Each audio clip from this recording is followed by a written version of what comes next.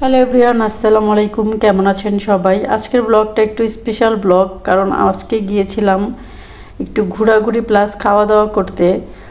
তো আজকে আমার হাজব্যান্ডের বার্থডে, তো এর জন্য চিন্তা করলাম তাকে একটু ট্রিট দিই। পরে সে অফিস থেকে আসার পর আমি তাকে বললাম একটু বাইরে ঘুরতে যাব। বাইরে ঘোরার পর তাকে বললাম একটু খাওয়া দাওয়া করব।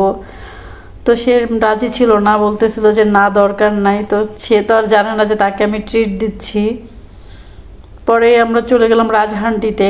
ওখানে গিয়ে আমরা বসলাম, তাদের মেনু দেখলাম। এটা আমাদের এলাকায় কোনাপাড়া, এখানে নতুন হয়েছে এটা।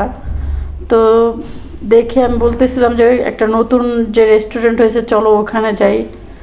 পরে উনি বলল আচ্ছা ঠিক আছে। তারপরে এইখানে আর কি আসলাম। তো এইখানের খাবারটা খুবই ভালো লেগেছে আমাদের। তাকে বললাম অর্ডার দাও, দেখো। তো সে দেখলো, দেখে অর্ডার দিল। আমাদের অর্ডার দিয়েছে আমাদের জন্য রুমালি রুটি।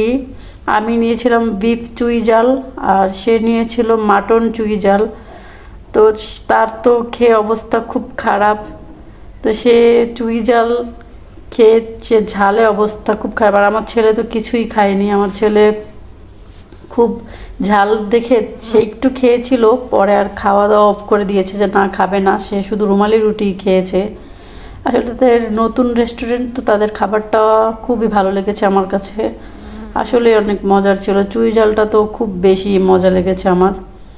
তো এই যে আমি খাচ্ছিলাম আর আমার হাজব্যান্ডকে দেখছিলাম, সে তো ঝালে একদম পুরা শেষ। পরে সে করলো কি, ভাত নিয়ে নিল। সে আর খেতে পারছিল না। পরে রুমালি রুটি খেয়ে বলতেছিলাম, আমি এখানে বলতেছিলাম যে কি কেমন লাগতেছে তোমার কাছে? বলতেছে অনেক ঝাল, আমি ভাত খাবো, আমি রুটি দিয়ে আর খেতে পারছি না। পরে তারপর সে ভাত নিল। ভাত নেওয়ার পর ভাত দিয়ে খেয়ে তার একটু ঝাল নাকি কম লাগতেছিল, কিন্তু রুমালি রুটিতে খুব বেশি ঝাল লাগতেছিল।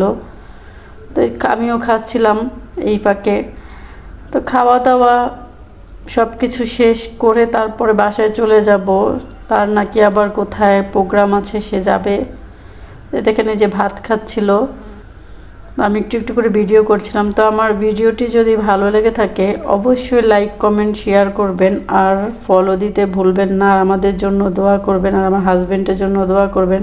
তো আজকের মতো ভিডিওটি শেষ করতে যাচ্ছি। আল্লাহ হাফেজ। সবাই ভালো থাকবেন, সুস্থ থাকবেন।